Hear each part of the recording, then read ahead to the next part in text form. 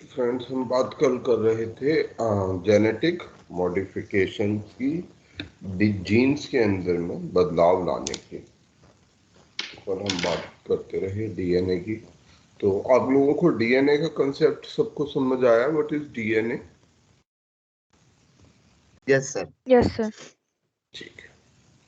तो अगर डीएनए से जब हम कल पढ़ रहे थे तो हमने कल जीन थेरेपी पढ़ा था। डीएनए का वेरी वेरी बेसिक कंसेप्ट समझने की कोशिश की कि डीएनए क्या होता है, किस तरह से काम करता है।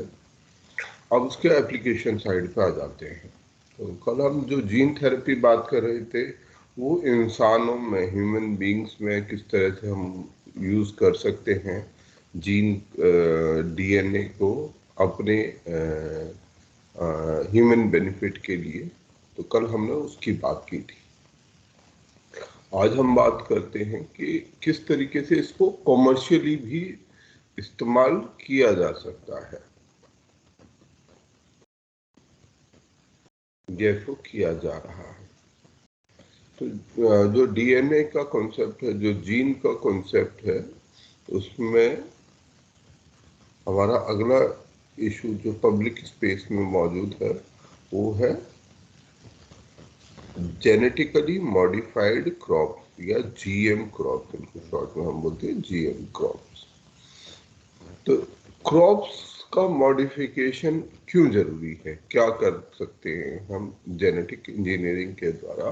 क्या बदलाव हम ला सकते हैं? तो ये सवाल हमारे सामने है। हमारी जो क्रॉप्स हैं, जो फसलें हैं, उनमें कुछ इश्यूज हैं जो हमारे सामने हैं कि उनको बीमारियां लग सकती हैं। तो इस चीज को हैंडल किया गया जेनेटिकली कि किस तरीके से हम अपनी फसलों में ऐसे बदलाव लाएं जिनके द्वारा वो और ज्यादा सूटेबल, और ज्यादा बेहतर हो सके खेती के पर्पस के लिए। इस प्रकार के बदलाव हम दूसरे तरीकों से पहले से लाते रहे हैं, परंतु इन्हीं बदलावों को जेनेटिक इंजीनियरिंग के द्वारा लाना, उनको जेनेटिक मॉडिफिकेशन कहलाता है। हम अपनी फसलों को किस तरीके से उगाते हैं, क्या काम करते हैं, फसलों का सिलेक्शन हम कैसे करते हैं। जो एग्रीकल्चर है उसमें जो बीज है उसको हम कैसे इस्तेमाल करते हैं। एग्रीकल्चर जो में HYV खेती के जो अंदर, HYV सीड्स आए थे सर, यही था ना वो? उसी पर मैं आना चाहता हूँ कि जो सीड है, पहले तो हम बीज के जन्म को ही बात कर लेते हैं। एग्रीकल्चर की कैसे खोज की इंसान ने, कैसे बनाया होगा खेती को? क्या खेती हमेशा से मौजूद है? No sir. खेती का सबसे पहला एविडेंस कब मिलता है? IVC में। IVC. Sir 8000 year ago. 8000 year. कहाँ पर मिलता है को बता सकते हो? आईवीसी क्या है? Indus valley civilization. Okay, Indus valley. नहीं, फिर उससे पहले मिलता है। इंडस वैली सिविलाइजेशन से पहले भारत में, भारत की अगर बात करें तो दुनिया में तो इससे भी पहले हो चुकी थी। भारत में तो जैसे इन्होंने बताया 8000 बीसी में भारत के अंदर में हमें सबसे पहले एग्रीकल्चर का, खेती का सबूत मिलता है। कहाँ मिलता है? मेहरगढ़। बहुत अच्छा। और यहाँ पर क्या चीज मिलती है? Wheat and barley. Wheat and barley, गेहूं एंड जौ। ठीक है। चावल का एविडेंस कहाँ से मिलता है भारत के अंदर में?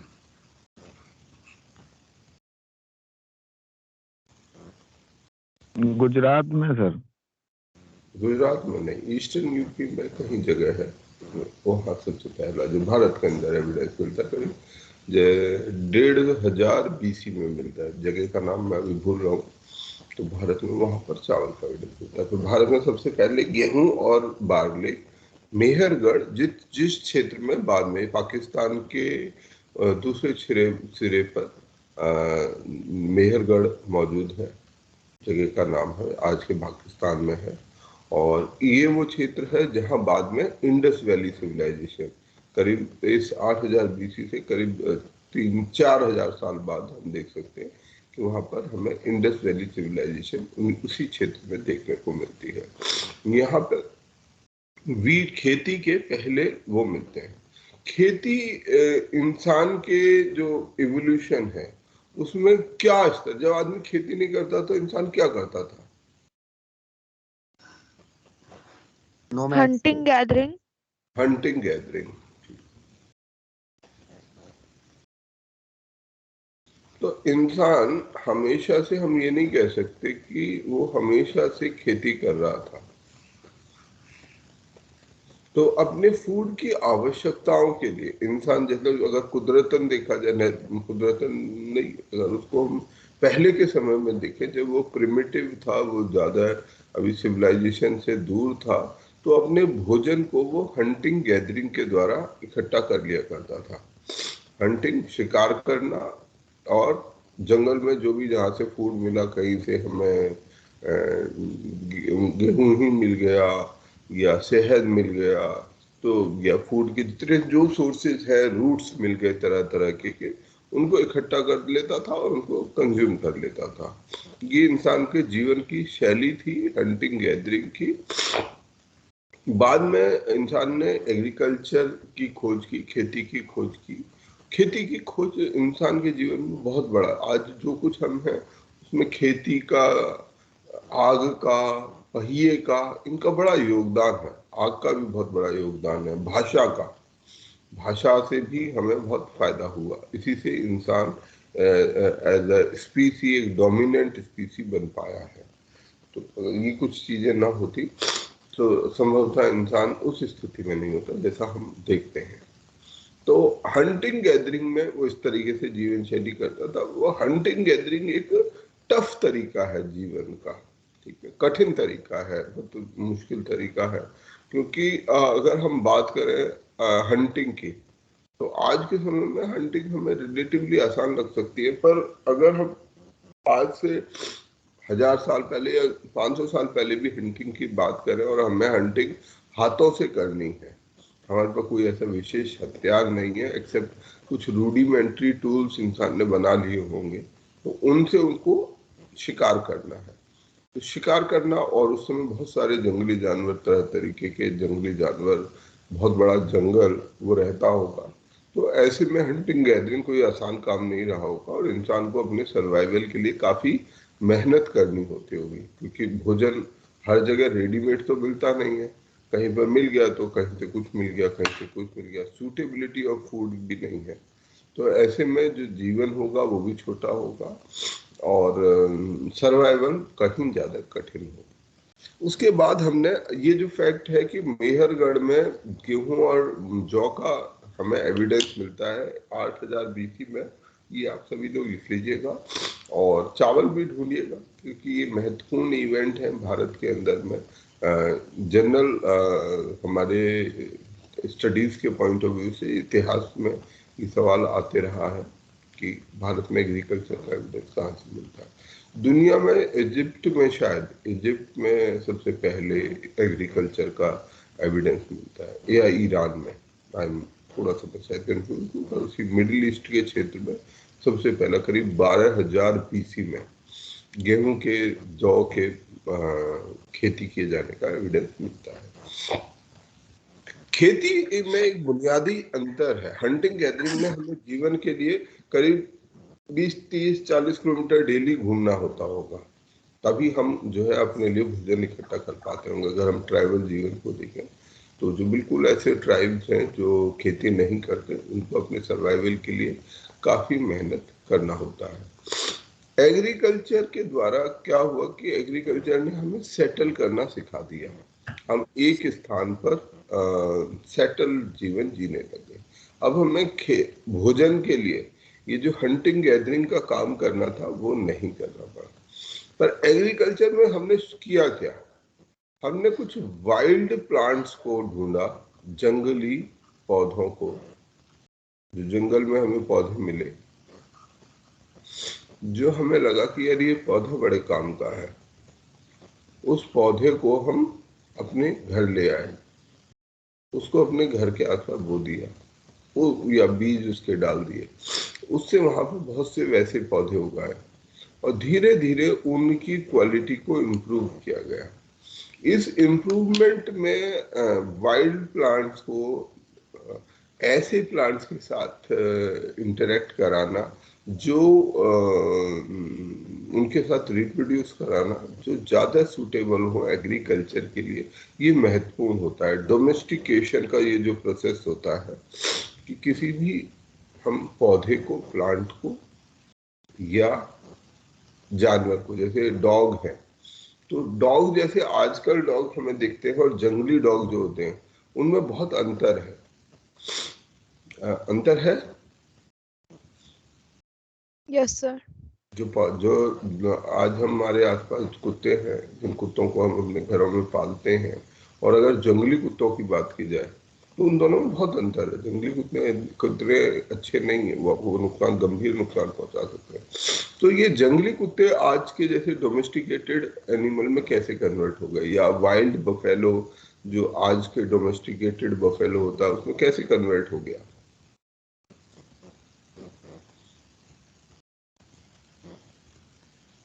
तो कन्वर्ट किया गया साइंटिफिक तरीके से 8000 BC में।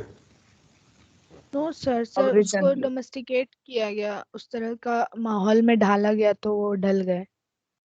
माहौल में कैसे ढाला गया होगा, सोचिए। बेसिकली वो जानवरों का सिलेक्शन किया गया होगा जो जानवर ज्यादा सूटेबल है डोमेस्टिकेट होने के लिए, और उन्हीं को रिप्रोड्यूस किया गया। जैसे जंगली कुत्तों में भी, मतलब किसी भी जीव में भी बहुत अलग अलग तरीके का व्यवहार हो सकता है। कुछ ज्यादा अग्रेसिव हो सकते हैं, कुछ कम अग्रेसिव हो सकते हैं, ठीक है, कुछ ज्यादा आपके सूटेबल है। तो आपने लेस अग्रेसिव स्पीसीज को आपस में वो कराया, रिप्रोड्यूस कराया, तो उन जो प्रोजेनी है वो और ज्यादा लेस एग्रेसिव होती गई, और इस तरीके से हमने इन जानवरों को धीरे धीरे करके डोमेस्टिकेट अपने लिए किया, और उससे आज के समय में हमने डोमेस्टिकेशन किया। ऐसे ही फसलों का डोमेस्टिकेशन किया गया। जो वाइल्ड प्लांट जंगल में उगता था उसको अपने आसपास उगाए जाने के लिए सेलेक्ट किया गया और रिप्रोड्यूस किया गया उसी के अकॉर्डिंगली, जिससे कि आने वाली जो उनकी पीढ़ियां थी वो ज्यादा से ज्यादा डोमेस्टिकेटेड होती जाए। तो एग्रीकल्चर में भी, खेती में भी ये चीज की गई। ऐसे बीजों को ढूंढा गया जो ज्यादा फसल दे सकें, जिनका बीज बड़ा होता हो, क्योंकि बेसिक क्वालिटीज होनी चाहिए ना बीज में। अगर आप एग्रीकल्चर के पॉइंट ऑफ व्यू से देखें तो आप कौन सा बीज इस्तेमाल करना चाहेंगे? जो यील्ड दे, हाई, मतलब हाई यील्ड दे वो। बहुत अच्छा, जिसका पैदावार अच्छा हो। एक और हाइब्रिड हाइब्रिड पर अभी मत जाओ। और जिसमें कीड़े न लगे। ये जो पेस्ट रेजिस्टेंस हो, वेरी गुड, इसमें कीड़े ना लगते हैं। और क्या गुण होने चाहिए? हाई यील्ड, पेस्ट रेजिस्टेंस, और क्या होना चाहिए? पानी कम लेते हो, यस सर। क्योंकि कई जगह पानी की पानी समस्या, कम ले तो सर इजीली अवेलेबल हो। इजीली अवेलेबल हो, ठीक बात है। इनको स्टोर करने में कोई ज्यादा बड़ी प्रॉब्लम ना हो, क्योंकि अगली बार आपको इन्हीं बीजों से को उगाना है। तो ऐसे ऐसे करके जो भी इंसानों के सूटेबल गुण थे वो खेती के लिए सेलेक्ट किए गए। तो इस प्रकार से खेती धीरे धीरे इवॉल्व होती गई और खेती बढ़ी। बाद में जब साइंस का विकास होने लगा, विज्ञान का विकास होने लगा, तो फिर और कुछ नए नए तरीके लगाए गए। तो विज्ञान के विकास में, और भारत की अगर बात करें स्पेसिफिकली, तो ग्रीन रेवोल्यूशन में, तो ये भी एक प्रकार के जेनेटिक गुण हैं जिनको ढूंढ ढूंढ के इकट्ठा किया जा रहा है। तो यही काम हमने ग्रीन रेवोल्यूशन में भी किया। जो भारत की हरित क्रांति है उसमें हमने क्या किया?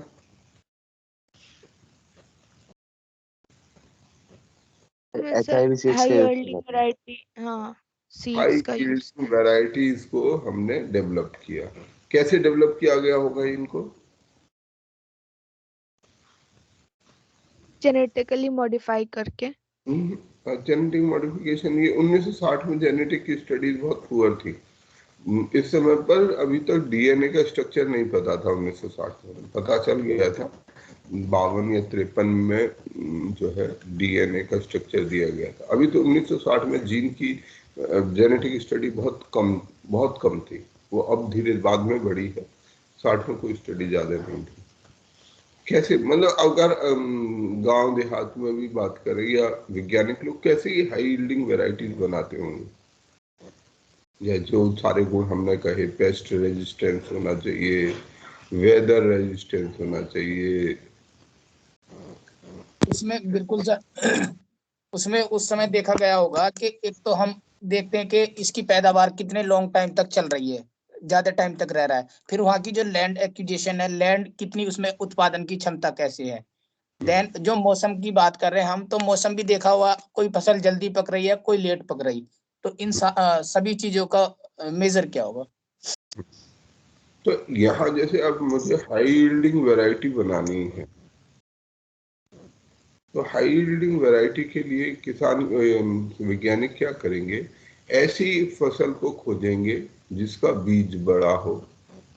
ऐसे वैरायटी को ढूंढेंगे, क्रॉप की वैरायटी को जिसका बीज बड़ा हो, ठीक है, दाना बड़ा हो, ठीक है। इसको सर उसके लेकिन ये तो ड्वार्फ सीड्स था ना, HYV सीड्स। इसको किसी ऐसे बीज के साथ क्रॉस कर देंगे जिसकी पैदावार ज्यादा होती हो, क्वांटिटी मतलब बीज बड़ा हो और दूसरे में बीज ज्यादा आते हों। दो अलग अलग पौधे ले लिए मैंने। एक पौधा है, इसके बीज बड़े होते हैं परंतु इसमें बीज आते कम हैं। कोई भी, जैसे कोई भी फसल ले लेते, जैसे हम टमाटर की बात करते हैं। टमाटर अगर जंगली तरीके का टमाटर लें तो पूरे जंगली पौधे में 2-4 टमाटर आएंगे, 1-2 टमाटर आएंगे, ठीक है। बिल्कुल एक ऐसा पौधा भी होगा। एक ऐसा पौधा भी होगा जिस पौधे में बहुत छोटे छोटे टमाटर आते हैं, बहुत सारे आते हैं। कुदरत में हर तरीके की चीजें मौजूद हैं। तो ऐसा भी बीज होगा, ऐसा भी पौधा होगा, उसमें बहुत छोटे छोटे से टमाटर हैं और बहुत सारे आते हैं। अगर इन दोनों को क्रॉस कर दिया जाए, इन दोनों को आपस में रिप्रोड्यूस किया जाए, इन दोनों को मिला दिया जाए और इससे रिप्रोडक्शन किया जाए, तो जो बीज बनेगा उसको वैज्ञानिकों ने अध्ययन किया। और अगर वो बीज ऐसा बनता है कि उसका बीज बड़ा हो जाता है, उसमें क्रॉस करने में भी कई सारी ऑप्शन आ सकती हैं। जैसे अगर मेंडल के नियम के हिसाब से चले तो कुछ ऐसे बन जाएंगे जिनमें बीज बड़ा होगा और जो है ज्यादा भी आएगा। कुछ ऐसे होंगे जिसमें बीज बड़ा होगा पर बीज ज्यादा नहीं आएंगे। कुछ में ऐसे होंगे जिसमें बीज छोटा होगा, बीज आएंगे भी कम। तो हम उस वैरायटी को क्रॉस करके उस वैरायटी को सेलेक्ट कर लेते हैं जिसका बीज भी बड़ा हो, जिसमें बीज भी ज्यादा आए। फिर उनको वापस उसी तरीके से क्रॉस किया जाएगा, फिर उनमें से सेलेक्ट कर लिया जाएगा जिनमें बीज ज्यादा हो। तो अब बार बार ऐसे क्रॉस करते करते हम अल्टीमेटली ऐसे बीजों पर पहुंच जाएंगे जिनके सभी जो है बीज ज्यादा होते हों और बीज बड़े होते हों। तो इस प्रकार के क्रॉस करने के मेथड्स के द्वारा ये ग्रीन रेवोल्यूशन किया गया। चावल के दाने पर ये किया गया, इसमें शायद हमें साउथ ईस्ट एशिया से भी एक चावल का दाना आया था, तो उसका बहुत बड़ा योगदान है। चावल के लिए जो काम है वो एक राइस इंस्टीट्यूट है आज, वहाँ उससे भी हमें ये मिला। हमारे देश में जो इंस्टीट्यूट है Pusa, Indian agricultural research institute, IARIS से बोलते हैं, पहले इसको पूसा शायद बोलते थे। तो पूसा का बहुत बड़ा योगदान है। पूसा ने ये सारी जो रिसर्च थी वो हमारे लिए की, और आज जो बीज हम देखते हैं वो यहाँ से जन्म लेकर सारी जगह पर इस्तेमाल किया जाता है। तो ये वैज्ञानिक के काम थे जिसमें उन्होंने बायोलॉजिकल प्रोसेस के द्वारा जो जेनेटिक्स की अंडरस्टैंडिंग थी, अनुवांशिकी की जो अंडरस्टैंडिंग थी, उसको बायोलॉजिकल प्रोसेस के द्वारा किया और बेटर क्रॉप्स, बेटर सीड्स की खोज की। तो ये हमने काम किया, पर ये काम पूरा बायोलॉजिकल है, इसमें कोई हमने जेनेटिक मॉडिफिकेशन नहीं किया, ये ध्यान रखिएगा। ये हमने बायोलॉजिकल प्रोसेस में रिप्रोड्यूस कराया, उसके द्वारा इनको पैदा किया। बाद में जैसे जैसे जेनेटिक्स का और विकास होने लगा, जेनेटिक्स का अध्ययन और अधिक होने लगा, तो इस बात को अभी समझा गया कि हमारा शरीर जो इतने सारे जीन से बना हुआ है और हर जीन एक खास काम करता है, तो यदि हम जीन को ही बदल दें तो हम बहुत कुछ अचीव कर सकते हैं, अच्छा भी बना सकते हैं, बुरा भी बना सकते हैं। तो इस जीन में मॉडिफिकेशन की टेक्नोलॉजी को इस काम के लिए इस्तेमाल किया गया और ऐसे बीज बनाए गए, बनाने की कोशिश है, जिनमें कुछ बनाए भी जा रहे हैं जो कि पेस्ट रेजिस्टेंट हों, हर्बिसाइड टॉलरेंट हों और ड्राउट रेजिस्टेंट हो। इस तरीके के बीजों की खोज की जाए, क्योंकि हमारे लिए एक बड़ा समस्या जो है क्रॉप्स में क्या होती है, कीड़ों की। आपने बीज अच्छा बना लिया, फसल अच्छी उगा ली, परंतु कीड़े उसको खा गए फसल को, तो आपकी जो फसल है वो बेकार हो गई। उसमें हर्बिसाइड जो है वो हर्बिसाइड टॉलरेंट होना चाहिए। आपने जो कीटनाशक दवाइयां डाली उनसे वो सुरक्षित होने चाहिए। ड्राउट से रेजिस्टेंट होनी चाहिए, अगर सूखा पड़ जाता है, पानी कम है, तो वो काम कर सके। तो इस काम को करने के लिए एक जीन की खोज की गई और उस जीन को आर्टिफिशियली फसलों में इंसर्ट किया गया। ये काम किया गया हमारे कॉटन के अंदर। जो कॉटन का बीज है, रुई जिससे कपड़ा बनता है, कपास जो है, उस कपास के अंदर ये काम किया गया और इसको बोलते हैं बीटी कॉटन। इस बैसिलस के नाम पर ये बीटी आता है, बैसिलस थुरिंजिएसिस जेनेसिस, ठीक है। तो बैसिलस थुरिंजिएसिस जेनेसिस, जिसके नाम पर ये बीटी शब्द इस्तेमाल किया जाता है, जहां से ये जो जीन है, ठीक है, जो जीन लिया गया है और इस फसल में इंट्रोड्यूस किया गया है, तो इसलिए इसको बीटी कॉटन बोलते हैं। और इस कपास के फसल की ही अनुमति भारत में दी गई है, क्योंकि हम ये नहीं चाहेंगे कि हम जेनेटिकली मॉडिफाइड क्रॉप्स को भोजन के लिए इस्तेमाल करें, क्योंकि भोजन का डायरेक्ट इंटरेक्शन है, डायरेक्ट कंजम्पशन है इंसान के द्वारा। तो हम इस बात के लिए श्योर नहीं है कि इसका क्या परिणाम निकलेगा, इससे क्या असर निकल सकता है। तो इसलिए केवल इसे अभी बीटी कॉटन तक ही रखा गया कि भाई कॉटन है, कपास का पौधा है, इसे हम कपास को कंज्यूम नहीं करते हैं, इस्तेमाल करते हैं, कंज्यूम नहीं करते हैं। परंतु इसके अलावा भी जीएम क्रॉप जैसे बीटी ब्रिंजल, बीटी सोयाबीन, ये भी बना लिए गए हैं और इनका इस्तेमाल भी, इनकी खेती भी इलीगल तरीके से, क्योंकि इनको अनुमति नहीं बनी है, कंपनी ने बना दिया है। मोनसांटो नाम की कंपनी है जिसने ये बनाया था, तो उसने इसको बनाया है, परंतु भारत ने इसके इस्तेमाल की अनुमति नहीं दी है। इसके अलावा इसके लिए एक रेगुलेटरी फ्रेमवर्क, जीएम क्रॉप के लिए रेगुलेटरी फ्रेमवर्क बनाया गया है, जो कि है rules for manufacture, use, export, import and storage of hazardous microorganism, genetically engineered organism और cell under environment protection act, ठीक है। हमारे देश में इस समय केवल बीटी कॉटन, केवल जो जेनेटिकली मॉडिफाइड कॉटन है, उसका इस्तेमाल किए जाने की अनुमति है, जिसके अंदर ये विशेष जीन होता है जिसका नाम है CRY1AC और CRY AB2 जीन, बैसिलस थुरिंजिएसिस, जो कि सॉइल बैक्टीरिया से लिया जाता है। और ये एक बॉलवर्म इंसेक्ट है, बॉलवर्म इंसेक्ट के खिलाफ एक प्रोटीन का सीक्रेशन करता है। तो अब कीटनाशक दवाइयों को बाहर से छिड़कने की जरूरत नहीं है, जो पौधा है वो ही अपने आप इसके लिए वो होगा, इस बात के, इस चीज के लिए काबिल है कि वो अपने आप को कीटनाशकों से बचा ले।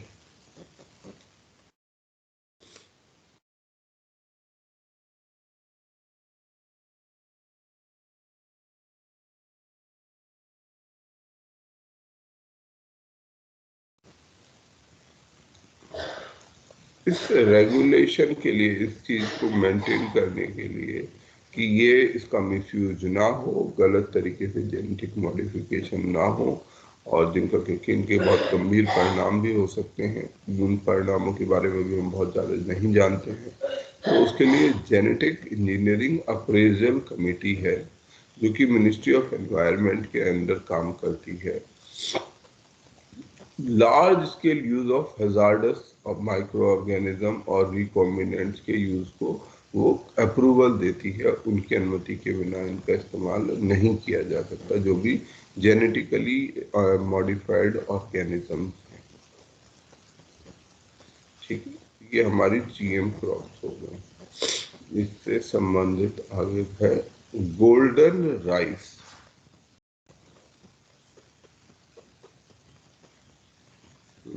यहाँ से ये इंस्टीट्यूट से, इस इंटरनेशनल राइस रिसर्च इंस्टीट्यूट कहाँ पर मौजूद है, किसी को पता है इसको? कि साउथ ईस्ट फिलीपींस। फिलीपींस, हाँ, फिलीपींस में ये मौजूद है, इंटरनेशनल राइस रिसर्च इंस्टीट्यूट। तो उसने ये बनाया है गोल्डन राइस, और ये गोल्डन राइस हमारे जो विटामिन ए की कमी है, जो विटामिन ए की मात्रा है वो उसमें ज्यादा है, जिससे कि विटामिन ए की डेफिशिएंसी को पूरा किया जा सके। तो अगर हम बात करें विटामिन ए की, तो विटामिन ए हमारे शरीर के लिए एक आवश्यक विटामिन है। विटामिन ए से क्या होता है? Night blindness, night blindness, illness हो सकती है और डेथ भी हो सकती है अगर इसकी सीरियस कमी रहे। इससे हमारा इम्यून सिस्टम, नाइट ब्लाइंडनेस के अलावा हमारा इम्यून सिस्टम कमजोर हो सकता है। बच्चे कॉमन डिजीजेज जैसे डायरिया, रेस्पिरेटरी ट्रैक्ट इन्फेक्शन जो बेसिक इन्फेक्शन है, या मीजल्स इन बच्चों को हो सकता है अगर किसी को इस विटामिन ए डेफिशिएंसी को हो। तो जो हमारा विटामिन ए होता है, नाइट ब्लाइंडनेस के अलावा एक बहुत महत्वपूर्ण काम करता है। हमारा जो अंदर का जो एपिथेलियल सेल होता है,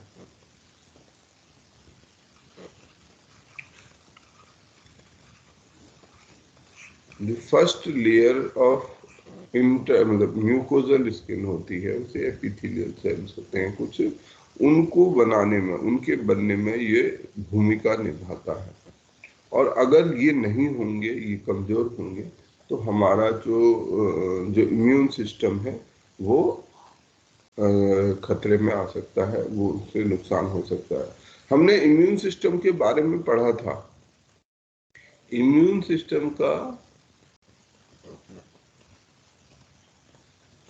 सिस्टम में सबसे एक महत्वपूर्ण चीज क्या है? हमारा ऑर्गन स्किन।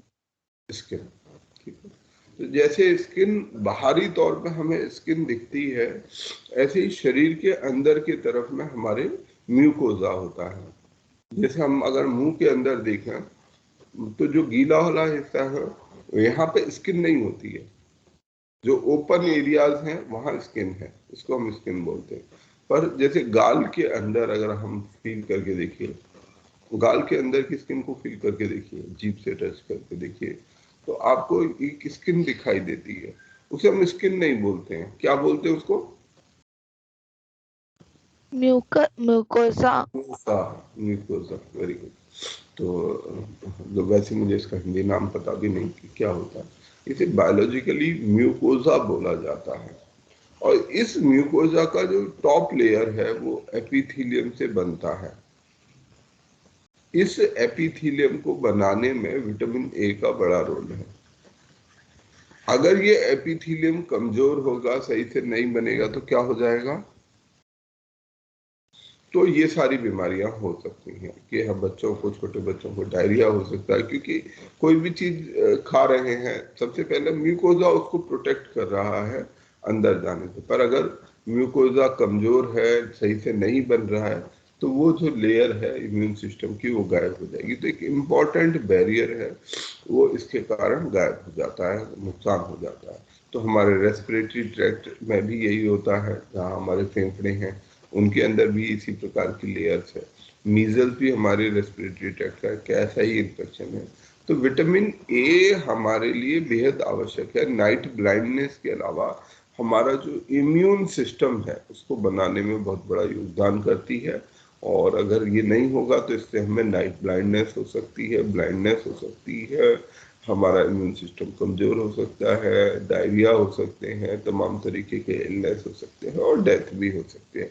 तो इसलिए विटामिन ए एक महत्वपूर्ण विटामिन है हमारे लिए, और इसकी जो डेफिशिएंसी है ये भी हाईली प्रेवलेंट है, काफी ज्यादा प्रेवलेंट है, क्योंकि भोजन में जो डाइट है उसमें ये नेचुरली सफिशिएंट अमाउंट में नहीं मिल पाता, और बहुत बच्चों के पास, बहुत लोगों के पास पर्याप्त और न्यूट्रिशियस फूड अवेलेबल नहीं है। तो इसका एक ऑल्टरनेटिव है कि जैसे हमने नमक के द्वारा हम एक बहुत जरूरी न्यूट्रिशन की नीड पूरी कर रहे हैं, जिसको हम कहते हैं आयोडीन। ठीक है, तो हमने आज सॉल्ट को आयोडाइज्ड करके हमारी जो डाइट की एक बहुत बड़ी अनिवार्य आवश्यकता थी आयोडीन की, उसको पूरा किया है। उसी तरीके से ये विटामिन ए के साथ ही एक्सपेरिमेंट चल रहा है। ये एक्सपेरिमेंट इनका है कि अगर चावल के अंदर में ऐसा चावल बनाया गया है जो ज्यादा क्वांटिटी में विटामिन ए पैदा कर सकता है, और इससे विटामिन ए डेफिशिएंसी विशेष रूप से जो डेवलपिंग कंट्रीज है उनमें ठीक की जा सकती है।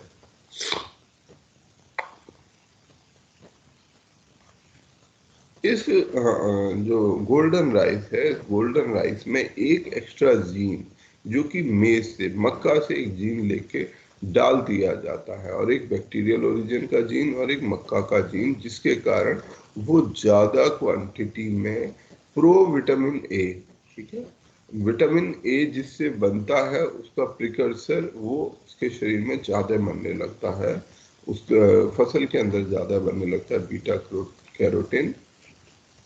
और ये बीटा कैरोटीन बाद में प्रोविटामिन ए जो है हमारे शरीर में, ये इस चावल को भी एक येलोइश कलर देता है, इसलिए इसको गोल्डन राइस बोला जाता है।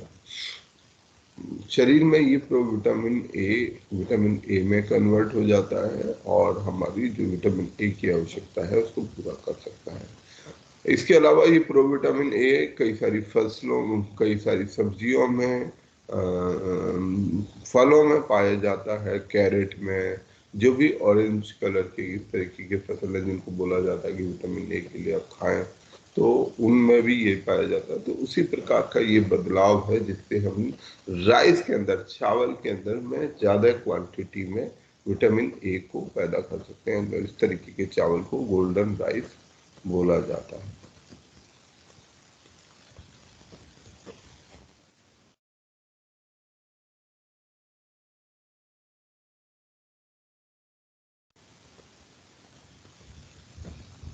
तो ये कुछ इसी चावल के बारे में बेसिक फैक्ट्स हैं, जैसे कि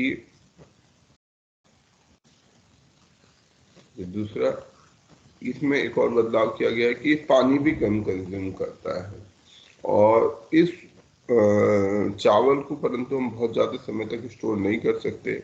अगर इसको ज़्यादा लंबे समय तक स्टोर किया जाएगा, 3 महीने से ज़्यादा, तो ये अपनी जो क्वालिटी है, न्यूट्रिएंट क्वांटिटी वो है विटामिन ए, अदर न्यूट्रिएंट उनको लूज कर देगा।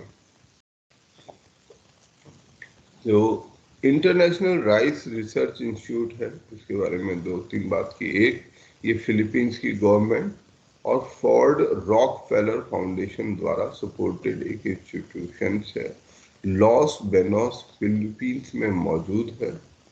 इसके 17 राइस ग्रोइंग कंट्रीज में, एशियन राइस ग्रोइंग कंट्रीज में ऑफिस हैं, जिसमें वाराणसी में भी, भारत में भी इसका एक ऑफिस है। इसका उद्देश्य पावर्टी, भुखमरी को और गरीबी को चावल के द्वारा, चावल के विज्ञान के द्वारा सही करना है। तो हमें इस इंस्टीट्यूट का एक काम है कि हम किस तरह से चावल के द्वारा गरीबी और भुखमरी को कम कर सकते हैं।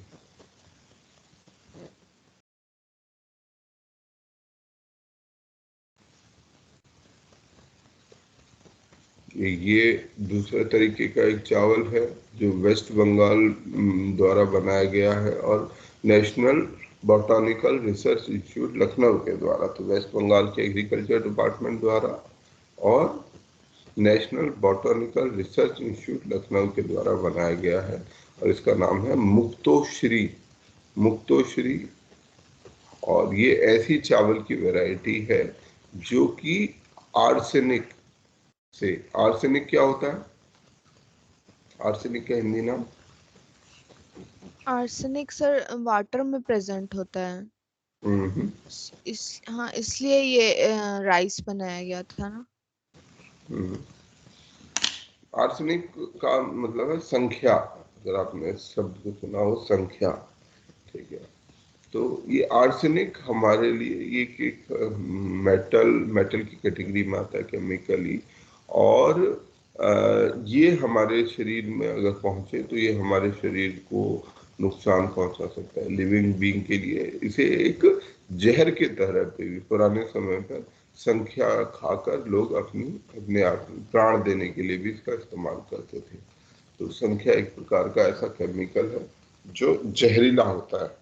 कुछ जगहों पर ये पानी में मौजूद होता है, पानी में इसकी मात्रा ज्यादा होती है और ऐसे जगहों पर ये उनके स्वास्थ्य को भी नकारात्मक रूप से प्रभावित करता है और फसलों को भी प्रभावित करता है। तो ऐसा ये बीज बनाया गया है, चावल का ऐसा बीज जो कि आर्सेनिक से रेजिस्टेंट हो, मतलब जिस पर आर्सेनिक मौजूद होने पर भी उसका प्रभाव ना पड़े। इसका नाम है मुक्तोश्री। जानते हैं आप लोग आर्सेनिक के बारे में? आर्सेनिक पॉइजनिंग और आर्सेनिक वाटर पॉल्यूशन, ये हमारे देश में कुछ जगहों पर बेसिक एक बड़ी प्रॉब्लम है। इसके अलावा फ्लोराइड, वाटर में फ्लोराइड की मात्रा, वो भी एक समस्या है देश में। फ्लोरोसिस होता है उसके द्वारा। यमुना में भी इसकी मात्रा अत्यधिक हो गई है। ये केमिकल जो है इंडस्ट्रियल पॉल्यूटेंट भी है, इंडस्ट्री में यूज होता है, तो उससे भी ये हमारे ये ग्राउंड वाटर में भी आ गया है ना। सॉइल में इनफिल्ट्रेट कर जाएगा। अगर हम केमिकल को सॉइल के ऊपर छोड़ देंगे तो धीरे धीरे करके वो परकोलेट करके नीचे पहुंच जाएगा। तो जैसे कुछ केमिकल जो मुझे याद, लेड भी किसी तरीके का एक और केमिकल है, वो भी नुकसान करता है। लेड धातु, आर्सेनिक, ये सब जहरीले वो है।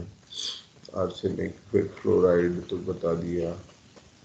और कोई ऐसा केमिकल जो नुकसान करता हो, जो कंसर्न है हमारे लिए? कोई और याद आ रहा है? ये कुछ इम्पोर्टेंट ऐसे केमिकल हैं जिनका पॉल्यूशन पानी में, सॉइल में हमारी सेहत के लिए, इंसानों की सेहत के लिए, फसलों की सेहत के लिए, जानवरों की सेहत के लिए नुकसानदायक होता है। अमोनिया भी? हाँ जी, अमोनिया। यस। अमोनिया एग्जैक्टली नहीं होता। अमोनिया अगर प्योर फॉर्म में आप उसे कर ले, पर क्योंकि अमोनिया जो है स्टेबल केमिकल नहीं है। अमोनिया तो अगर उसे आप छोड़ देंगे नेचुरली तो खत्म हो जाएगा। अमोनिया लंबे समय तक वो नहीं रहता, डिकम्पोज कर जाता है अमोनिया, जहाँ तक उससे स्मेल होती है। अनटिल अनलेस अगर उस फैक्ट्री में आप हैं जहाँ से अमोनिया प्रोड्यूस हो रहा है, या कोई ऐसी और जगह जहाँ अमोनिया प्रोड्यूस हो रहा है। नाइट्रोजन तो रादर इसके उलट जो है फसलों के लिए आवश्यक भी होता है, क्योंकि अमोनिया में जो NH3 यही होता है ना, नाइट्रोजन जो होता है वो, यस सर। जो नाइट्रोजन है वो पेड़ पौधों के लिए बहुत आवश्यक है। तो उनका एक बेसिक न्यूट्रिशन जो होता है वो नाइट्रोजन होता है। पौधों का एक बेसिक न्यूट्रिशन नाइट्रोजन है। हम लोगों ने शायद इससे पहले भी पढ़ा था। हम 3 चीजों में, नाइट्रोजन, फास्फोरस एंड सोडियम, ठीक है, potassium sir. Potassium, okay potassium होगा। तो नाइट्रोजन, पोटेशियम और सोडियम, ये 3 केमिकल जो है, 3 उसके लिए, पौधों के लिए आवश्यक होते हैं। हमारे लिए कौन से होते हैं? कार्बोहाइड्रेट, प्रोटीन और तो एक मरकरी भी होता है और एस्मैक मरकरी। टॉक्सिन्स है। यस सर, स्नेक टॉक्सिन एक बात है क्या नाम बताया? Sir, mercury snake toxin.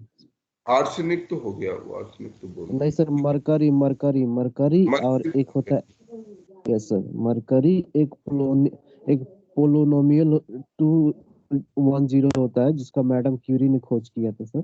हाँ हाँ, रेडियो एक्टिव ऑक्साइड वो। यस सर, और एक स्नेक टॉक्सिन आता है sir, snake toxin. Snake toxin, okay. Yes sir.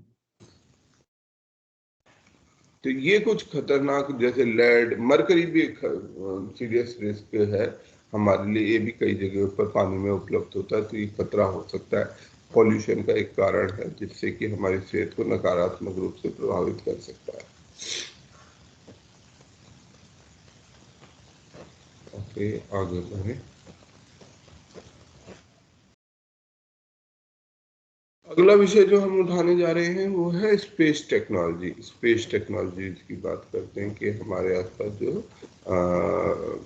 अंतरिक्ष विज्ञान में बहुत कुछ बदलता रहता है, बहुत कुछ हो रहा है। तो उसमें हमारे लिए एक महत्वपूर्ण खबर है, वो है Gaganyaan. What is Gaganyaan? What is sir ISRO? Spaceship deploy किया जाएगा ना लोअर अर्थ ऑर्बिट में। ह्यूमन को भेजना, किनको भेजना? ह्यूमन को। ह्यूमन बीइंग को, ठीक है। स्पेसशिप तो हम ऑलरेडी वैसे भेज चुके हैं, हमारे मतलब जैसे मार्स पर भेजा गया, हमने मार्स तक भेज दिया। सर वैसे जो सर फ्लाइट इसमें हाँ, जो 3 गगनयान लोगों को ले जाने के लिए बना। हाँ, गगनयान प्रोजेक्ट जो है वो ये है कि हम पहली बार, फर्स्ट टाइम, भारत, ये इंडिया के लिए है, ऐसा नहीं कि दुनिया में तो ऑलरेडी अपने पास ऐसे रॉकेट, अपने ऐसा डेवलपमेंट किया हुआ है दुनिया के और देशों ने, परंतु भारत पहली बार इंसानों को, ह्यूमन बीइंग को स्पेस में भेजना चाहता है। उस प्रोजेक्ट का नाम है गगनयान, ठीक है। तो हम जो मंगलयान था जिसमें मार्स पर हमने अपने स्पेस व्हीकल को भेजा, ठीक है। चंद्रयान था जिसमें हमने चंद्रमा पर भेजा। पर ये सारे मिशन क्या थे? ये सब अनमैन्ड मिशन थे, इनमें कोई इंसान मौजूद नहीं था, अनमैन्ड थे, इंसान की मौजूदगी नहीं थी। परंतु गगनयान वो मिशन है जिसमें हम स्पेस में इंसान को भेजना चाह रहे हैं, इंसान वहां जाएगा।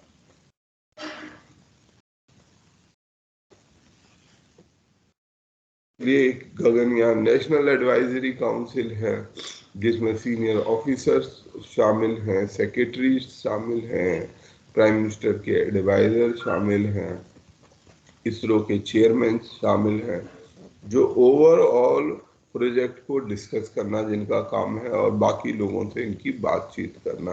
तो इसके लिए ये advisory council, Gaganyaan advisory council है, जिसमें secretary of department of space, department of space and science and technology, scientific adviser to PM, former chairman of ISRO, director of premier academic research institute and head of various Indian industries इस advisory council में शामिल है। और उद्देश्य है गगनयान के overall project status को follow करना और उसको आगे बढ़ाना।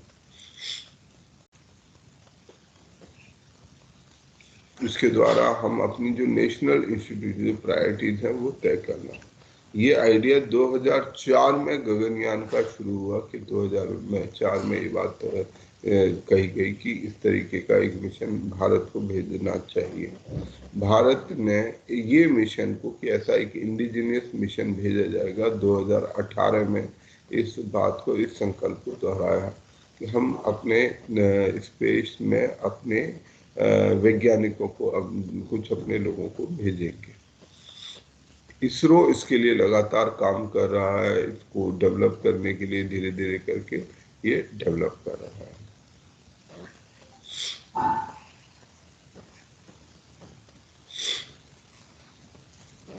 तो इसमें कुछ बेसिक चीजें हैं जो होनी आवश्यक हैं, जो इसके कुछ एक्सपेरिमेंट हैं जो इसके हिस्से हैं, इनको हम अलग अलग कर लेते हैं। तो इसके लिए number 1 space capsule recovery experiment, ठीक है, ये किया जाएगा। Crew modelling atmospheric re entry experiment, ये दूसरा एक्सपेरिमेंट होगा। तीसरा चीज इसके लिए हमें चाहिए GSLV Mark 3, जो 2014 में बनाया गया, रीयूजेबल लॉन्च व्हीकल टेक्नोलॉजी, ये हमारा चौथा है। और crew escape system and pad abort test, ये कुछ बेसिक चीजें हमने जो है इसके लिए हमें आवश्यकता पड़ेगी। इसके अलावा इसरो ने रशियन फर्म ग्लाव कॉस्मोस के साथ मिलकर कुछ एस्ट्रोनॉट्स को ट्रेन करने के लिए भारत के इस गगनयान प्रोजेक्ट के लिए ये भी एक एग्रीमेंट, एक पैक्ट साइन किया है। इसरो इसके अलावा फ्रांस की जो स्पेस एजेंसी है जिसका नाम है CNES,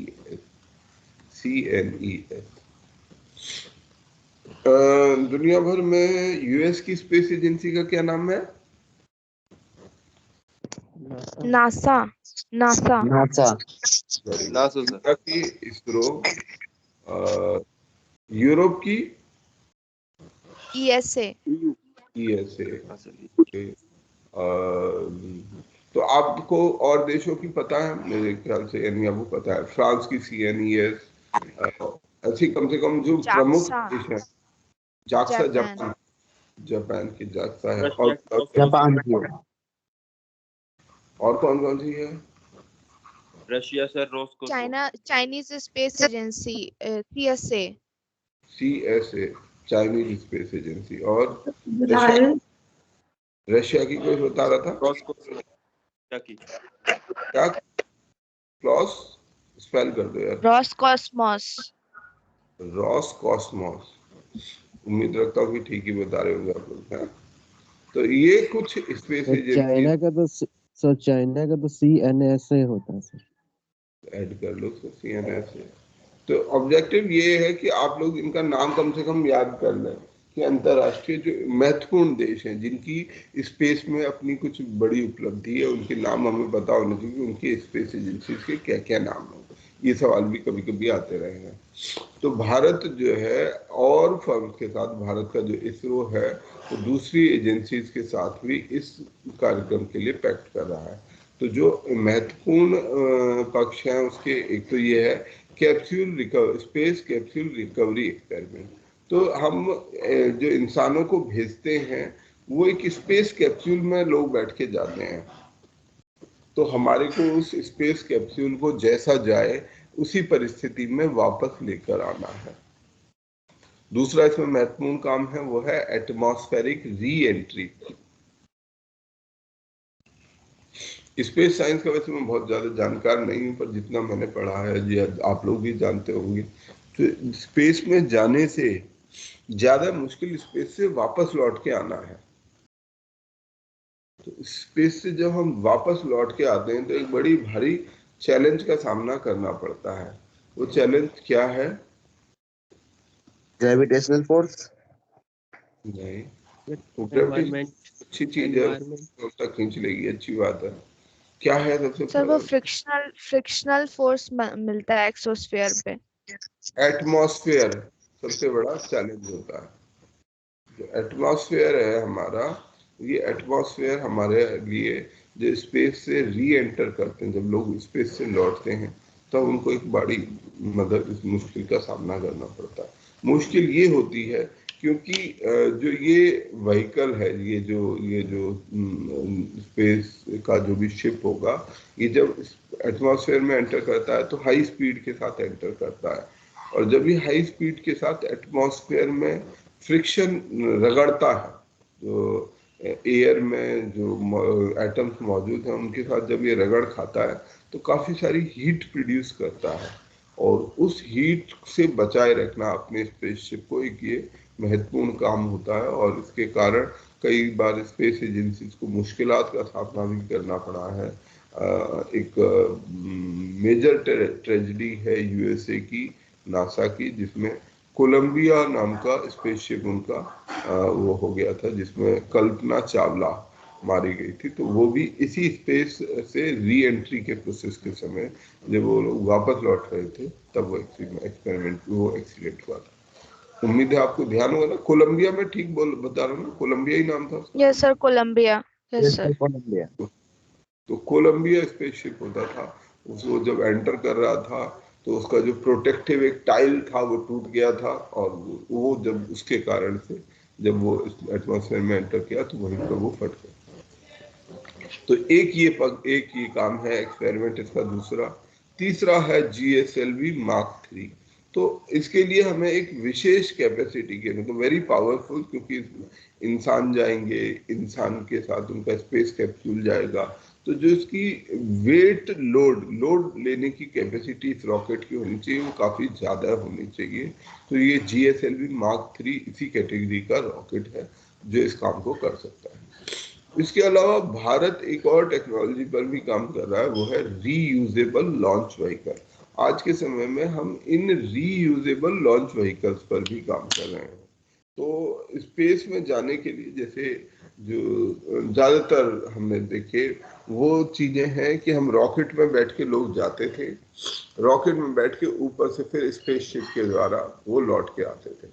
परंतु धीरे धीरे ऐसे स्पेसशिप बनाए जा रहे हैं जो बार बार, ये जो रॉकेट होते हैं ये एक प्रोसेस में एक बार जाने में खत्म हो जाते हैं, परंतु ऐसे रीयूजेबल लॉन्च व्हीकल बनाए जाएं जिसमें लोग बैठ के जाएं, जैसे हवाई जहाज में हम लोग बैठ के जाते हैं, अपना स्पेस में जाएं और वहां से घूम के लौट के आ जाएं।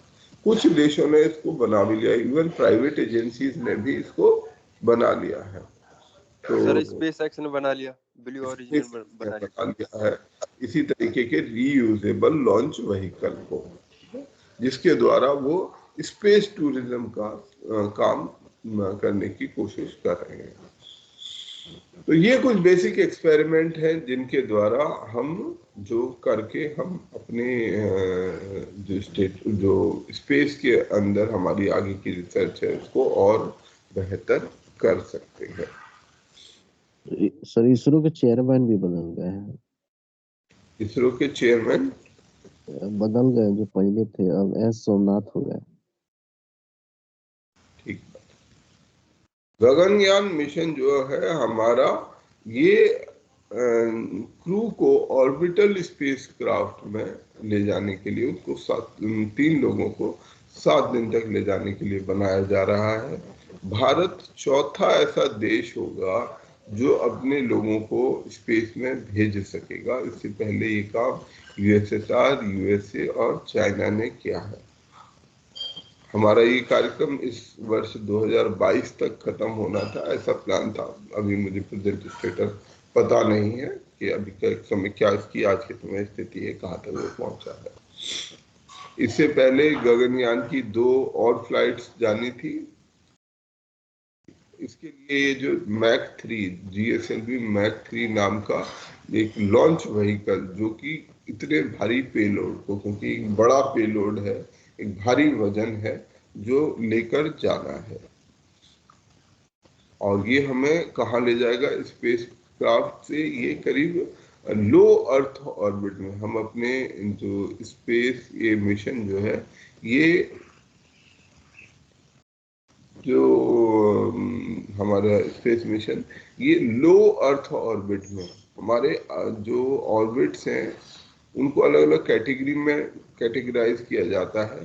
तो जो लो अर्थ ऑर्बिट है, मतलब ये अर्थ है, अर्थ के आसपास के ये ऑर्बिट्स, अलग अलग ऑर्बिट्स होते हैं। तो इन ऑर्बिट में जो निचला वाला ऑर्बिट है वो लो अर्थ ऑर्बिट कहलाता है। करीब धरती से 300 किलोमीटर दूर, 300 से 400 किलोमीटर दूर इनको ले जाने की बात है। इसमें 16 मिनट टेक ऑफ में लगेंगे। जो क्रू है स्पेस में 5 से 7 दिन तक रहेगा और बाद में 36 मिनटों में वो लौट कर आएगा।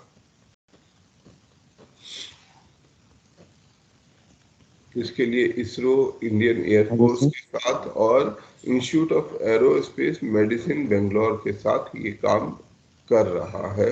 इसके एसोसिएशन में उनको डेवलप किए जाने की कोशिश है।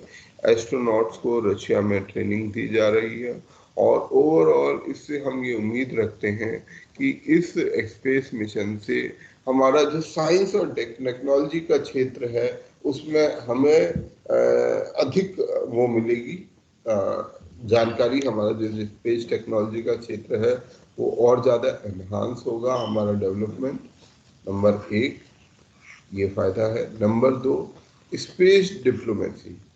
स्पेस डिप्लोमेसी अपनी एक पहचान बनाने का भी एक मौका है, क्योंकि अगर दुनिया में 3 ही देश ऐसा कर पाए हैं तो हम हमारे लिए एक बड़ी बात रहेगी।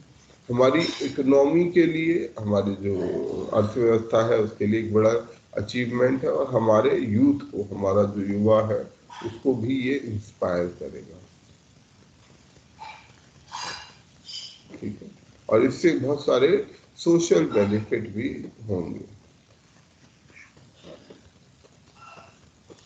इसके अलावा एक और मिशन है जिसका नाम है व्योमित्रा। व्योमित्रा अनमैन्ड गगनयान स्पेसक्राफ्ट में मिशन भेजा जाएगा। व्योमित्रा, व्योम होता है स्पेस। सर ये तो हाफ ह्यूमनॉइड है ना? व्योमित्रा, अच्छा। Yes sir. इसको artificially intelligence based robotic system को इसमें भेजा जाएगा। इसका नाम है व्योमित्रा। ओके,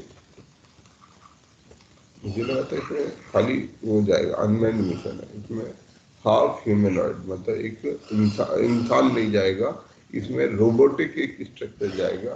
तो एक प्रकार से हम टेस्ट कर पाएंगे रियल लाइफ कंडीशन में कि किस तरह से जब इंसान जाएंगे तो उन पर क्या प्रभाव पड़ सकता है। इसके लिए इसरो ने अपना ह्यूमन स्पेस फ्लाइट सेंटर इसका उद्घाटन किया है, और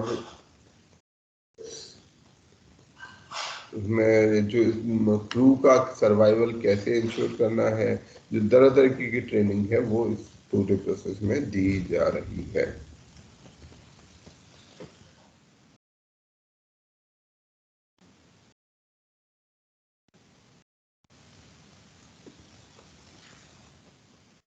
अलावा विक्रम भाई साराभाई स्पेस सेंटर है जो इस काम में कर रहा है। UR Rao satellite centre Bangalore में, ये सब मिलकर इसके लिए काम कर रहे हैं।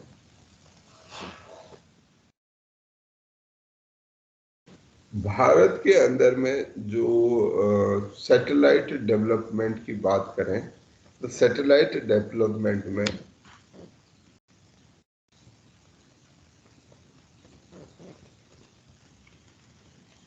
हमारे जो सैटेलाइट आज के समय में है वो PSLV सैटेलाइट्स हैं, GSLV सैटेलाइट्स हैं। भारत में सबसे पहला सैटेलाइट कौन सा भेजा गया था भारत के द्वारा? आर्यभट्ट। आर्यभट्ट, जो कि एक SLV था। शुरुआत में आर्यभट्ट को एक SLV के द्वारा भेजा गया था, सैटेलाइट लॉन्चिंग व्हीकल, जो कि एक लो अर्थ ऑर्बिट में इसको भेजा गया था। बाद में डेवलप करके फिर हमने पोलर सैटेलाइट लॉन्च व्हीकल भी बनाया, और बाद में जियो स्टेशनरी सैटेलाइट लॉन्च व्हीकल भी हमने इजाद किए हैं। तो इसको लॉन्च किया था रसिया, आर्यभट्ट। उसके बाद हमने अपने लिए SLV अपने, हमारे देश में अगर हम चलें तो हमारे देश में जो लॉन्च है उनमें हम SLV, PSLV, GSLV इनका हमने ग्रेजुअली विकास किया है। ठीक है,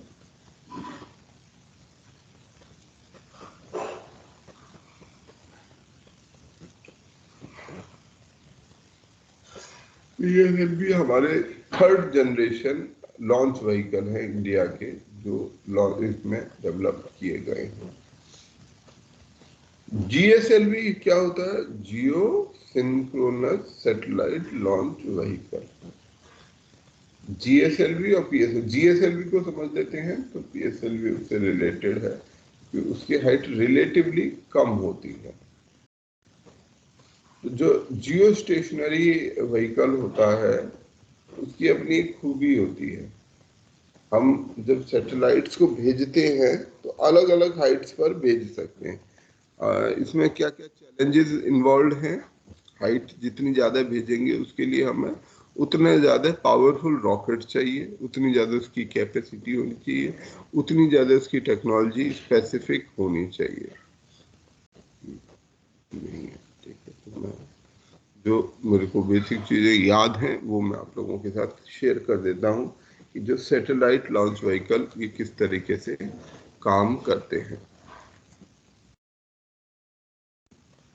सैटेलाइट लॉन्च व्हीकल्स में या स्पेस टेक्नोलॉजी में एक शब्द हम बहुत सुनते हैं जिसका नाम है, जैसे मैंने अभी बताया था कि अर्थ के आसपास के अलग अलग ऑर्बिट्स होते हैं। ये मान लीजिए अर्थ है, ये धरती है, तो हम स्पेस कब बोलेंगे? हमारी एटमॉस्फेयर की कितनी हाइट है? 400 किलोमीटर लगभग। 400 किलोमीटर, ठीक है। तो ये 400 किलोमीटर तक हमारा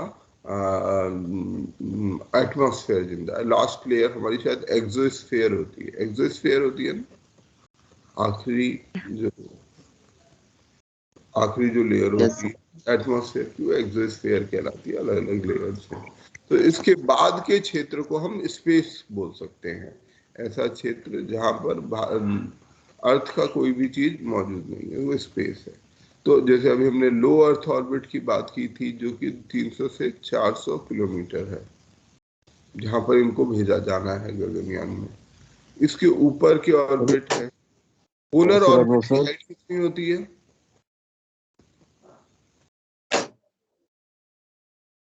पोलर ऑर्बिट किसी को पता है? पोलर ऑर्बिट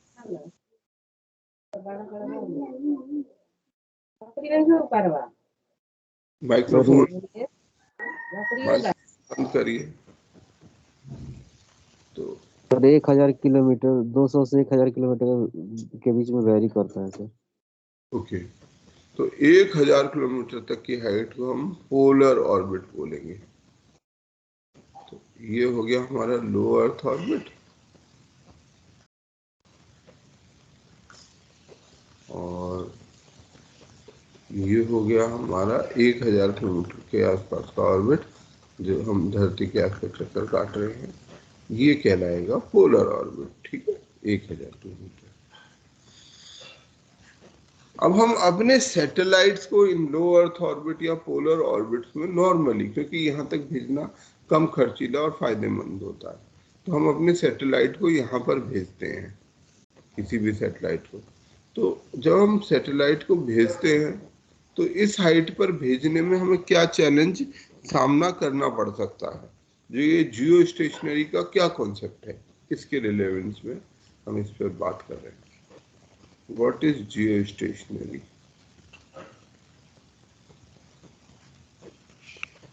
सर जो सैटेलाइट होगा वो अपना धरती के मतलब जैसे धरती घूमती है उसी पे सिंक्रोनाइज होगा वो। और ये पोलर में क्या समस्या है? सर पोलर में सिर्फ पोल्स पे ही वो रहेगा, वो सैटेलाइट पोल्स पर ही रहेगा? नहीं, ओके, इसको क्वालिफाई करना पड़ेगा। जियो स्टोरी तो मतलब जो भूमि स्थिर कक्षा मानव निर्मित जो उपग्रह होता है उसकी गति को न कहते हैं सर। हाँ, तो नहीं, हाइट होती है, वो गति नहीं होती, हाइट होती है। तो जो हमारे ये जो ऑर्बिट में घूमते हैं सैटेलाइट, इन सैटेलाइट्स को एक निश्चित स्पीड से घूमना होता है। अगर इन्हें अपने ऑर्बिट की में बने रहना है तो वो एक स्पीड इनको पकड़नी होती है, उस स्पीड से ही ये घूम सकते हैं। उससे कम घूमेंगे तो ये उसके साथ नहीं चल पाएंगे। तो इस स्पेस में जो वो गति अचीव करने के लिए, ये जो गति की बात होती है, इस ऑर्बिट में बने रहने के लिए वो लगातार इस ऑर्बिट में घूमते रहें, अपने ऑर्बिट को छोड़ ना दें, तो वो गति कभी कभी क्या होगी कि वो धरती की जो रोटेशनल है, क्योंकि धरती भी मूव कर रही है, धरती भी अपनी जगह पर रोटेट कर रही है, और वो सैटेलाइट भी रोटेट कर रहा है, और ये जो धरती का रोटेशन है ये सैटेलाइट के रोटेशन के साथ नहीं होता। अब इसका नुकसान ये होता है कि जैसे जिस देश ने सैटेलाइट भेजा, भारत मान लीजिए धरती पर यहाँ पर मौजूद है, हमारा सैटेलाइट यहाँ पर आज है, हम इस सैटेलाइट से बातचीत कर सकते हैं। परंतु क्या होगा, थोड़े समय के बाद भारत घूमने जाएगा और भारत यहाँ आ जाएगा। हमारा सैटेलाइट यहाँ रह गया, या हमारा सैटेलाइट घूम के यहाँ पहुंच गया। अब हमारा सैटेलाइट और इसके बीच में कोई कम्युनिकेशन नहीं हो सकता।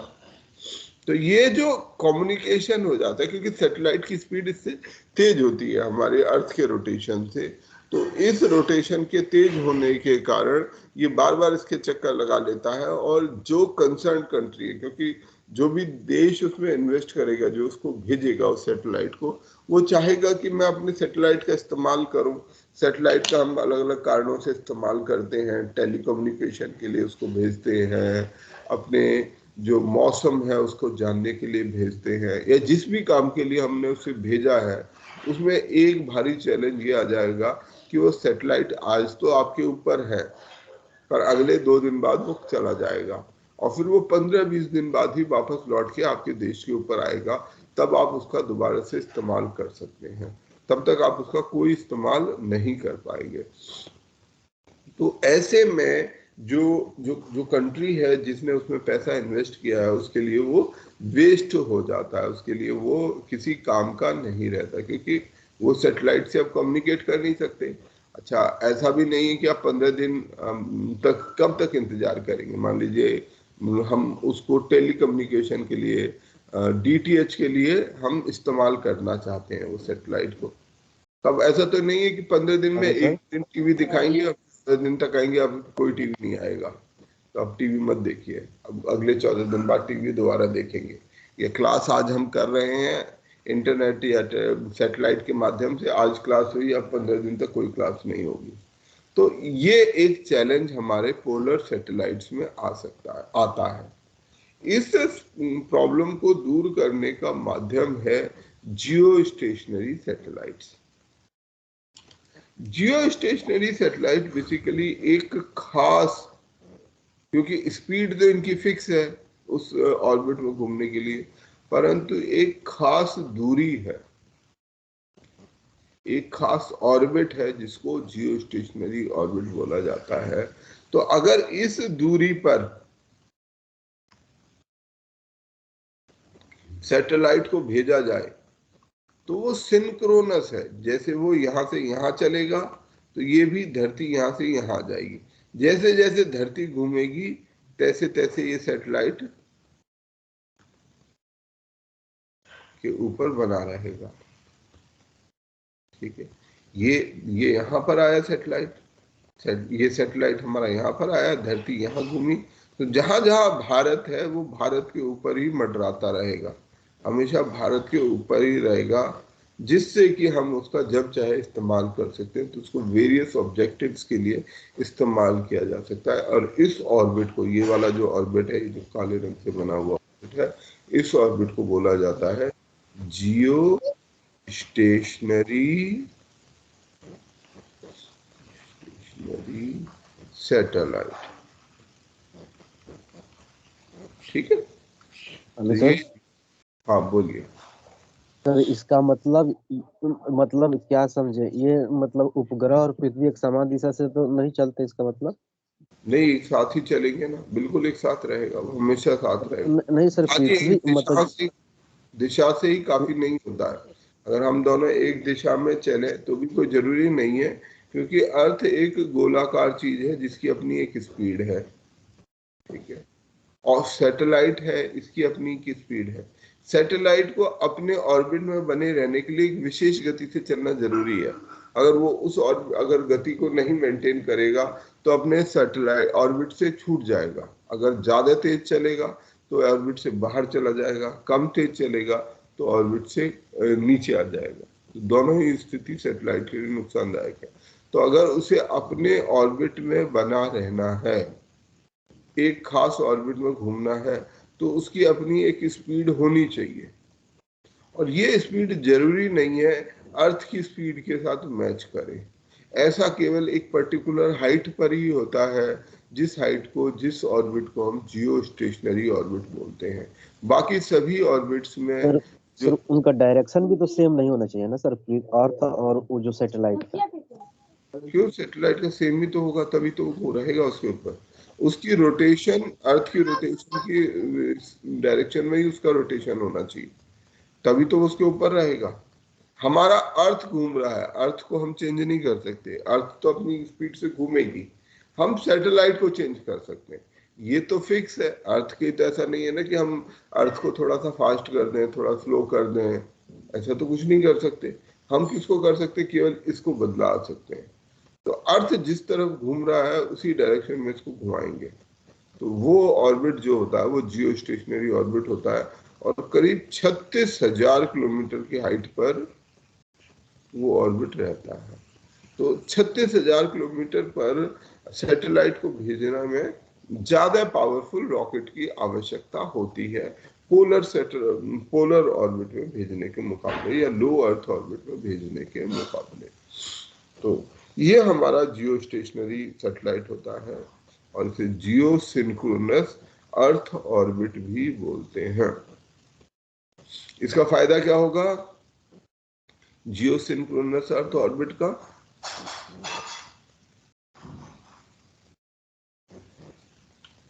स्पीड मेंटेन कर लेंगे।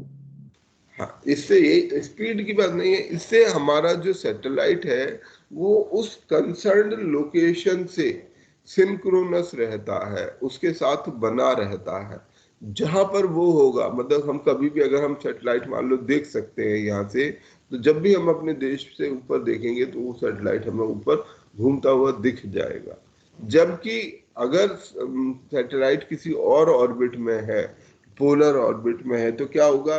सैटेलाइट सोमवार को तो दिखेगा, पर उसके बाद वो वहां से चला जाएगा। जैसे कि चंद्रमा है, कभी गायब हो जाता है फिर आ जाता है। तो क्योंकि वो भी अपनी स्पीड से घूम रहा है, जो ऑर्बिटिंग चीज है वो अगर उस स्पीड से नहीं घूम रही तो फिर वो आगे पीछे घूमती रहेगी। तो इसलिए, और हम ये चाहते हैं क्योंकि ये सैटेलाइट एक विशेष मकसद से भेजे जाते हैं, क्योंकि हमारा मकसद होता है कि हम उनको कम्युनिकेशन के लिए, सबसे ज्यादा इस्तेमाल हम कम्युनिकेशन के लिए करते हैं, वेदर के लिए करते हैं। तो ऐसे में वो हमारे ऑब्जेक्टिव को पूरा नहीं करता है। अगर मान लीजिए अर्थ ऑब्जर्वेशन के लिए भेजा गया है और वो उस जगह पर मौजूद ही नहीं है, आज हमारे देश में तूफान आ रहा है और वो हमारा सैटेलाइट कहीं और है, उसकी लोकेशन कुछ और है, वो हमारे देश को के ऊपर से फोटो नहीं खींच पाता, तो हमारे लिए तो वो बेकार हो गया। तो ऐसे ये हमारे सैटेलाइट होते हैं। जो पीएसएलवी, जो फिर अब सवाल ये उठता है कि पीएसएलवी भेजे ही क्यों जाते हैं? क्या इनका भी कोई इस्तेमाल हो सकता है? यस सर, इसका हो सकता है इस्तेमाल। जैसे क्या करेंगे आप इस्तेमाल? क्योंकि ये जियो सिंक्रोनस थोड़ा महंगा होता है और उसको हाइट पे ले जाना आसान आप नहीं होता। ये समझिए ना, वो 1,000 किलोमीटर है, वो 36,000 किलोमीटर है, तो उसको दोनों में ही बहुत अंतर हो गया। ठीक है, तो ऐसे में क्या क्या किया जाए फिर? कैसे हम इस चैलेंज को डील करें? सैटेलाइट की संख्या बढ़ा दें हम, बहुत पीएसएलवी। एक तरीका तो ये हो सकता है कि हम ये अगर ये भी कर सकते हैं बदले के लिए, अगर मान लो नहीं भेज सकते तो हम 15 सैटेलाइट ही भेज देते हैं। हर सैटेलाइट एक पर्टिकुलर टाइम जोन में कुछ पर्टिकुलर दिन तक रहता है, ऊपर कम्युनिकेट कर सकते हैं। तो मान लीजिए एक सैटेलाइट 15 दिन में वापस आता है, तो हम 15 दिन के लिए सैटेलाइट भेज देते हैं। हर दिन कोई ना कोई एक सैटेलाइट जरूर हमारे ऊपर रहेगा। तो ये तरीका इस्तेमाल किया जा सकता है जिसके द्वारा हम इस चीज को खत्म कर सकते हैं। इसीलिए कई बार जो सैटेलाइट होते हैं वो सैटेलाइट ग्रुप्स में काम करते हैं। तो एक तरीका तो ये हो सकता है। इसके अलावा सैटेलाइट को हम और भी चीजों के लिए इस्तेमाल करते हैं, खाली कॉन्टिन्यूस कम्युनिकेशन के लिए नहीं। जैसे ये सैटेलाइट हमारी जो फसलें हैं, मैपिंग है, इसके लिए इस्तेमाल किए जा सकते हैं। जैसे फसल का मैप हमें करना है, हमें जानना है कि इस बार कितनी गेहूं की खेती हो रही है, तो उसके लिए तो काम कर देगा, क्योंकि गेहूं इतनी जल्दी तो बढ़ता नहीं है। गेहूं बढ़ने में तो टाइम लगता है, 3-4 महीना लगेगा। तो हर 15 दिन में आके वो फोटो खींचेगा, हर 15 दिन बाद वो देख लेगा कि फसल कुछ और बढ़ गई, फसल कुछ और बढ़ गई, फिर एक बार वो अचानक कट गई होगी तो पता चल जाएगा भी फसल कितनी कट गई है। तो उसे और कई इस्तेमाल में लिया जा सकता है। तीसरा, इसके अलावा जो आपस में देश हैं वो भी एक दूसरे के साथ कोलैबोरेट करके इंफॉर्मेशन को, ये जो सैटेलाइट के द्वारा इंफॉर्मेशन दी जाती है उनको भी शेयर कर सकते हैं। ठीक है, आज हमारा सैटेलाइट इंडिया के ऊपर नहीं है, अमेरिका के ऊपर है, तो हम अमेरिका को बोल देंगे भैया कि आप हमारे सैटेलाइट से इंफॉर्मेशन ले लो, हमें अपने सैटेलाइट की इंफॉर्मेशन दे दो। तो इस तरीके से हम इस काम को चला लेते हैं। पर जियो स्टेशनरी सैटेलाइट अपनी कुछ खास आवश्यकताओं के लिए जरूरी होते हैं।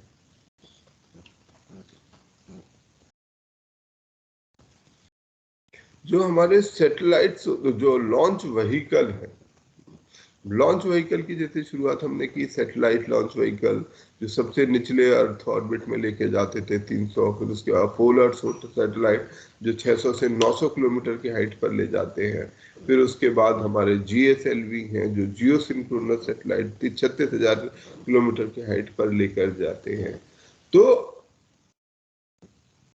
इन सैटेलाइट लॉन्च व्हीकल, ये तो हो गए सैटेलाइट्स, और फिर इन सैटेलाइट को भेजने वाले व्हीकल का नाम, उस रॉकेट का नाम होता है, उसके भी नाम उसी के अनुसार है कि किस हाइट पे जा रहे हैं, सैटेलाइट लॉन्च, पोलर सैटेलाइट या GSLV। अब ये जो सैटेलाइट होता है, लॉन्च व्हीकल जो होता है, जो रॉकेट होता है, उसके अंदर क्या क्या चीजें होनी चाहिए, क्या आवश्यक गुण आपको लगता है कि सैटेलाइट के अंदर में, इस रॉकेट के अंदर में होने चाहिए? और पेलोड। पेलोड एक चीज होती है। पेलोड का मतलब होता है कि वो कितना भार उठाकर ले जा सकता है। दूसरी चीज, सर फ्यूल। फ्यूल पर आते हैं। फ्यूल से ऊपर जो हमने ये बात की कि किस लोकेशन, ठीक है, कितने डिस्टेंस पर ले जाएगा, कितना वजन ले जाना है और कितनी दूरी तक ले जाना है। तीसरी बात फ्यूल, ठीक है। तो लोकेशन की बात हमने कर ली। पेलोड की बात ऑब्वियस है कि उसमें कुछ बात करने को है नहीं, कि जैसे ही हमारी आवश्यकता होगी उसके अनुसार हमें वैसा सैटेलाइट बनाना होगा। जितना ज्यादा भारी सैटेलाइट, जितना ज्यादा भारी वजन लेके जाना होगा, उतना बड़ा वो होना चाहिए, उतनी ज्यादा कॉम्प्लिकेशन। तीसरा एस्पेक्ट है फ्यूल। अब जो फ्यूल है वो क्या इस्तेमाल होगा इसके अंदर, सैटेलाइट में? सर हाइड्रोजन होता है, हाइड्रोजन का केक्स। क्यों? और जो भी होता है वो बताओ क्यों। लाइट फ्यूल होता है सर ये। क्या होता है हाँ, light fuel? Yes sir. Petrol अगर डाल दे तो, diesel petrol, just imagining thing. Sir वो तो फिर स्पेस में जाने के बाद फिर वो ग्रेविटेशन रहता नहीं ना। तो क्या होगा? तो ग्रेविटेशन का क्या करना है वहां पर? हाइड्रोजन भी तो आपका जलेगा ही, तो अगर डीजल पेट्रोल को ले जाया जाए तो। सर ये हाइड्रोजन बेस्ड फ्यूल होता है सर। क्यों? सवाल ये है क्यों बेस्ट? सर उसकी जो पिकअप क्षमता है ना बहुत ज्यादा होती है। क्या क्षमता बोलते हैं उसको? ये पिकअप क्षमता, जो पावर है ना, स्टार्टिंग फेज में जब हम स्टार्ट करेंगे तो बहुत ताकत चाहिए उस समय एनर्जी के साथ, तो वो हाइड्रोजन बड़े अच्छे से। उसके लिए एक स्पेसिफिक टर्म होता है, मैं वो टर्म ढूंढ रहा हूँ। जैसे किसी भी फ्यूल को जब हम बर्न करते हैं सर ये तो वो प्रोपेलेंट। क्या बोलते हैं? Sir propellant. प्रोपेलेंट तो इन फ्यूल्स का नाम होता है। प्रोपेल करने वाले फ्यूल्स को इन जनरल एक प्रोपेलेंट बोलते हैं। तो वो बात नहीं सर कर रहा वेट। हूँ। इन सब की जो एनर्जी होती है, एनर्जी, इसका एक केमिस्ट्री में एक टर्म होता है, ठीक है, कि एक फ्यूल को जब जलाते हैं उसमें से कितना ईंधन, कितनी एनर्जी पैदा होती है, वो हाई होनी चाहिए, ठीक है। सब फ्यूल की हाई नहीं होती है, वेट के वर्सेस। हाँ जी, कुछ बोलना चाहता है? एक एनर्जी होती है जो बोलते हैं ना उसे। थ्रस्ट तो टोटल इस फ्यूल की पावर है। मैं केमिकल शब्द की बात कर रहा हूँ। हर केमिकल को जब हम जलाते हैं, किसी भी केमिकल को जब हम बर्न करते हैं, तो वो बर्न करते समय एक particular amount of energy he release करता है। तो हमारे को जो रॉकेट चलाने के लिए ऐसे फ्यूल की आवश्यकता होती है जो हाई एनर्जी एमिट करता हो, हाई एनर्जी प्रोड्यूसिंग केमिकल्स होने चाहिए। जैसे डीजल, पेट्रोल, अगर हम इनकी बात करें तो ये very high energy producing fuels नहीं होते हैं।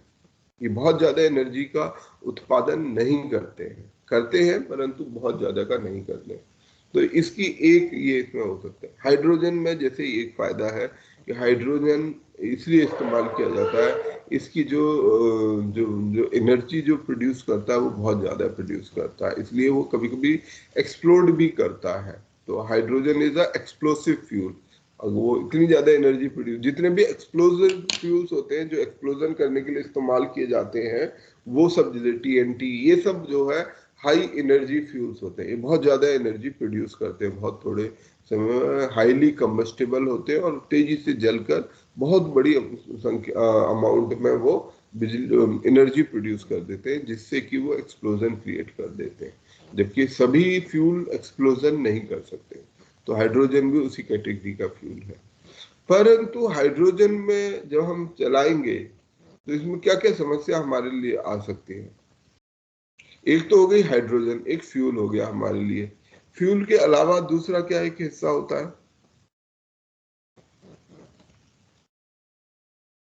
Sir cryogenic engine. वो उस पर बाद में आएंगे, अभी उस पर बात नहीं कर रहे हैं। फ्यूल के अलावा एक और चीज चाहिए होगी स्पेस में, वो क्या चीज है? आग जलाने के लिए 3 चीजों की आवश्यकता होती है। ट्रायड ऑफ फायर, कुछ जो भी होता है ट्रायड। ऑक्सीजन। हाँ, अभी वो किसी ने नहीं बताया कि एक और चीज की जरूरत पड़ती है, वो है ऑक्सीजन। और स्पेस में क्या नहीं मिलेगा आपको? ऑक्सीजन। तो आप जो फ्यूल है उसको आप बहुत ज्यादा स्पीड से जलाओगे, तो इसलिए आपको जो ये अर्थ पर रहते हुए भी जो ऑक्सीजन है वो कम पड़ जाएगी। तो आपको ऑक्सीजन, तो जब हमारा जो रॉकेट होता है, रॉकेट में फ्यूल तो होता ही होता है जो इस कैटेगरी का फ्यूल है, जो हाई एनर्जी वाला फ्यूल है, साथ के साथ इसमें ऑक्सीडाइजर्स भी जाते हैं, क्योंकि स्पेस में तो आपको कोई ऑक्सीजन ऑक्सीजन मिलने वाला नहीं है, तो आपको अपना ऑक्सीजन भी यहीं से रख के ले जाना पड़ता है। ट्रायड ऑफ जो फायर, या क्या ट्रायड ऑफ फायर नहीं बोलते ना, क्या बोलते हैं उसको? मतलब आग जलाने के लिए 3 चीजों की आवश्यकता होती है। एक होता है फ्यूल, दूसरा होता है ऑक्सीजन, और तीसरी चीज क्या होती है?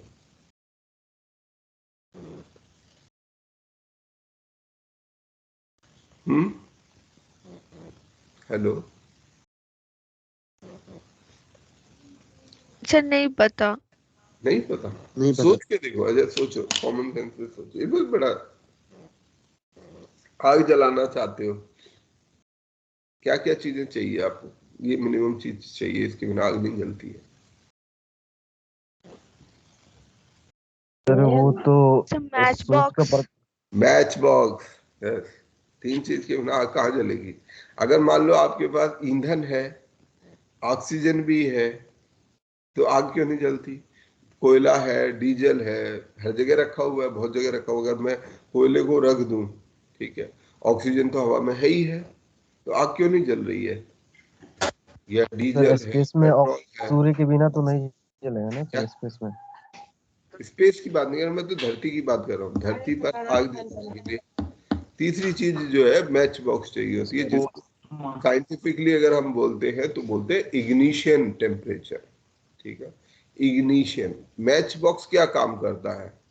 मैच बॉक्स हमारे इग्नाइट करता है। आग फ्यूल होता है, उसको इग्नाइट करता है। उसको इग्नाइट करना, एक बार इग्नाइट करना जरूरी होता है। तो हम जब आग जलाते हैं तो माचिस से हम इग्नाइट कर देते हैं, इग्नाइट करके फिर वो फ्यूल जलने लगता है। फिर फ्यूल अपने आप, अगर उसे जब तक ऑक्सीजन मिलती रहेगी तब तक वो चलते रहेगा। अगर आपने उसकी ऑक्सीजन सप्लाई बंद कर दी तो फिर वो बंद हो जाएगा, वो आग बुझ जाएगी, या फ्यूल खत्म हो जाएगा तो भी आग बुझ जाएगी। तो ये आग के 3 प्रिंसिपल होते हैं। बहुत स्कूल में सबने पढ़ा होगा, आपने जरूर भूल रहे हो। ट्रायड ऑफ फायर कुछ ऐसा नाम होता था। तो ये त्रिकोण से आग जलती है। तो यही चीज हमारे पास रॉकेट में भी होनी चाहिए। इग्निशन टेम्परेचर तो ऑब्वियसली वो पैदा करते हैं। हाँ जी। सर क्या सैटेलाइट मतलब बिना फ्यूल का वर्क कर सकता है सर? सैटेलाइट बिना फ्यूल के वर्क कर सकता है। हाँ, सैटेलाइट फ्यूल के बिना ही वर्क करते हैं।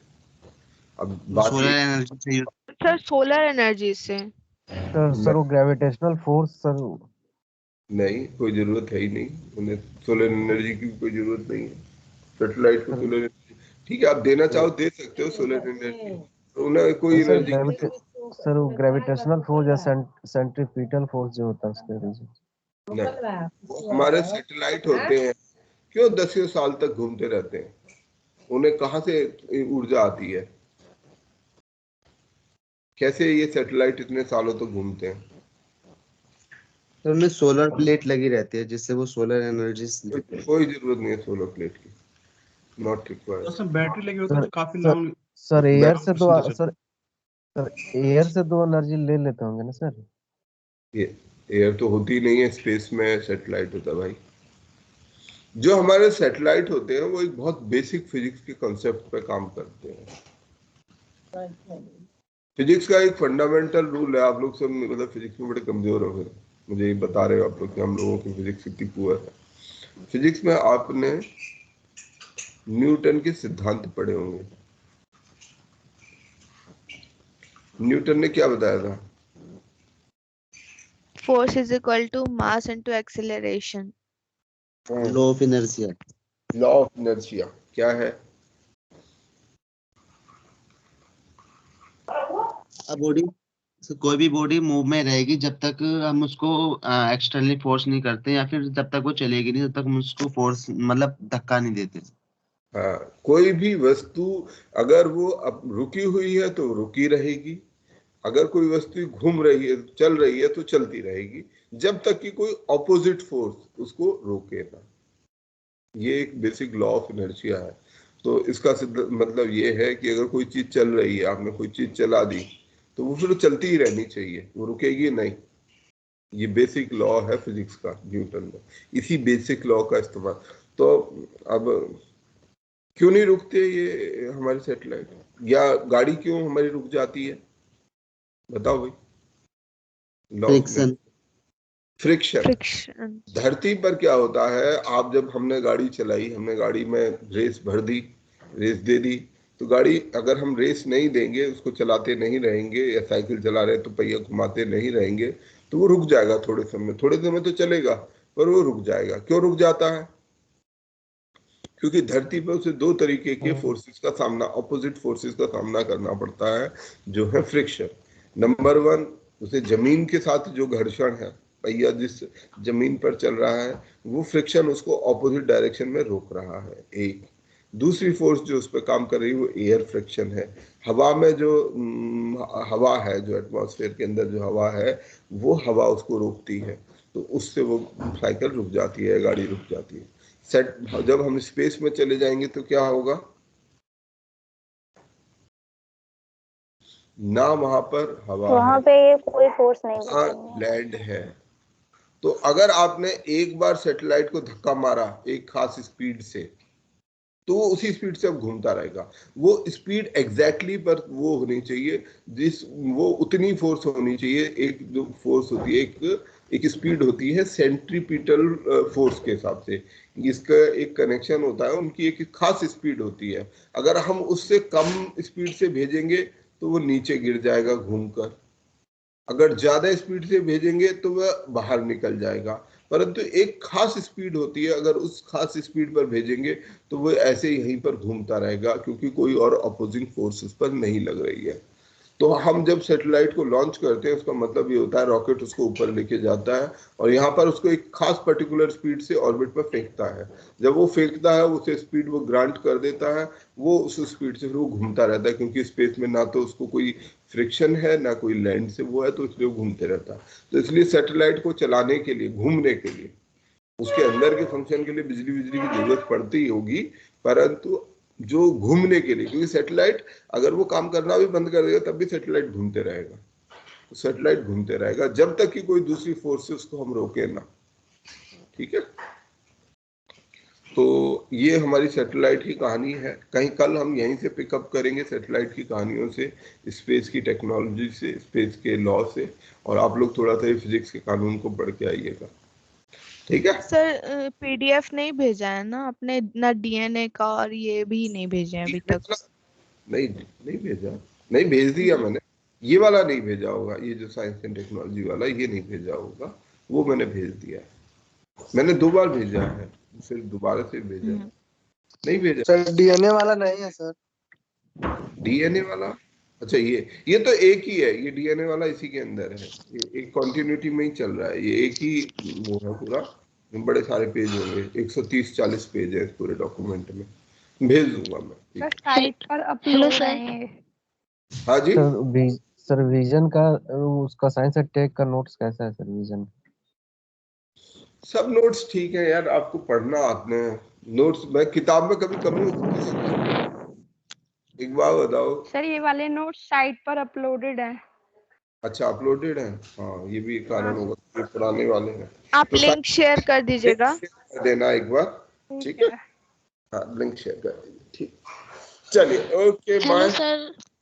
हाँ जी okay sir, thank you sir. Sir 19 and 20 का क्लास अपलोड कर दीजिएगा, छूट गया मेरा। थोड़ा सा समय लगता है, देखो क्लास में ना इनमें टाइम टेकिंग एक्सरसाइज होती है, इनको पहले डाउनलोड कराना पड़ता है, फिर अपलोड करना होता है, फिर उसको एडिट करना होता है थोड़ा बहुत, तो उसमें टाइम लगता है। मैं करा दूंगा, ठीक। Okay sir. Okay thank you so much, have a thank you good day sir. My pleasure.